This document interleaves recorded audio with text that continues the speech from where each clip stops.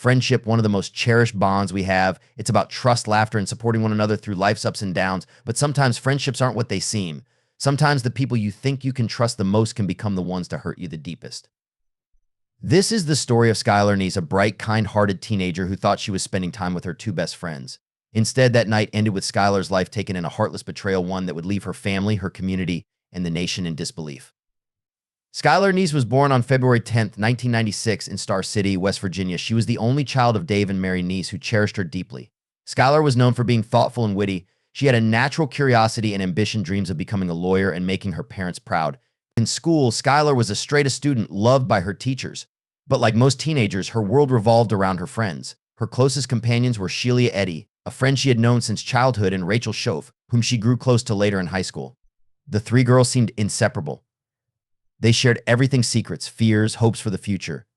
To the outside world, they looked like the perfect trio. But cracks were beginning to form. Skylar started noticing that Shelia and Rachel were growing closer, leaving her out of plans. At first, Skylar thought it was just a phase, but as time went on, the distance between them widened. The tension between the three girls grew. Skylar was hurt, feeling like the two people she trusted the most were turning their backs on her. But what she didn't know was that this wasn't just high school drama. Shelia and Rachel's growing closeness wasn't accidental. They were planning something far darker. Behind Skylar's back, Shelia and Rachel began talking about killing her. To them, Skylar was no longer a friend. She was an obstacle, someone they wanted to eliminate. And chillingly, they weren't just talking about it. They had already planned it, months in advance. On July 5th, 2012, Shelia and Rachel decided it was time to act. That night, they called Skylar and invited her out for a late-night drive, just like old times. They told her they missed her, that they wanted to patch things up. Skylar, eager to repair the friendship, agreed. She waited until her parents were asleep, then quietly climbed out of her bedroom window, careful not to wake them. She slipped into Shelia's car where Rachel was waiting. Skylar had no idea this would be the last time she would ever leave home.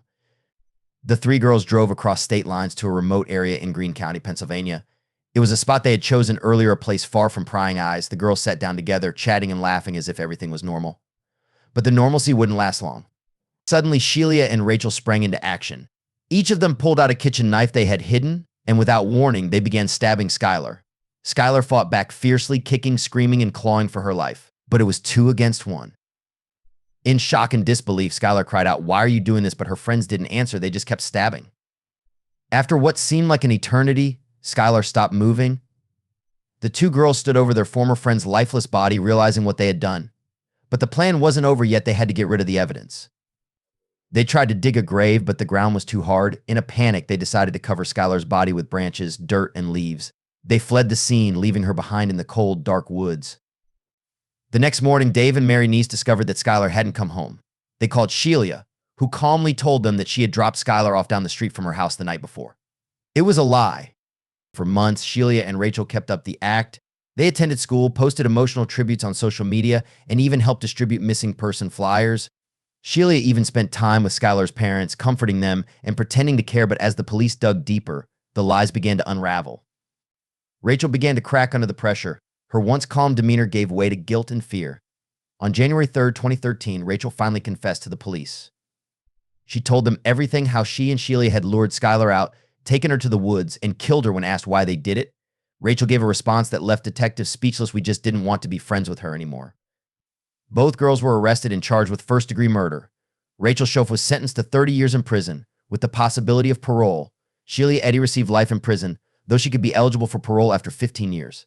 Skylar's parents were devastated. They had lost their only child in the most senseless way imaginable, but they refused to let her memory fade. They fought to change the law, and their efforts resulted in the creation of Skylar's Law, ensuring Amber Alerts would be issued for all missing children, even those believed to have run away. Skylar Neese's story is a tragic reminder that not every friend is what they seem. She trusted her friends, and that trust cost her life. Her memory lives on, not just in the hearts of those who loved her, but in the law that bears her name. Thank you for watching. If Skylar's story moved you, please like, share, and subscribe for more true crime stories. And remember, choose your friends wisely.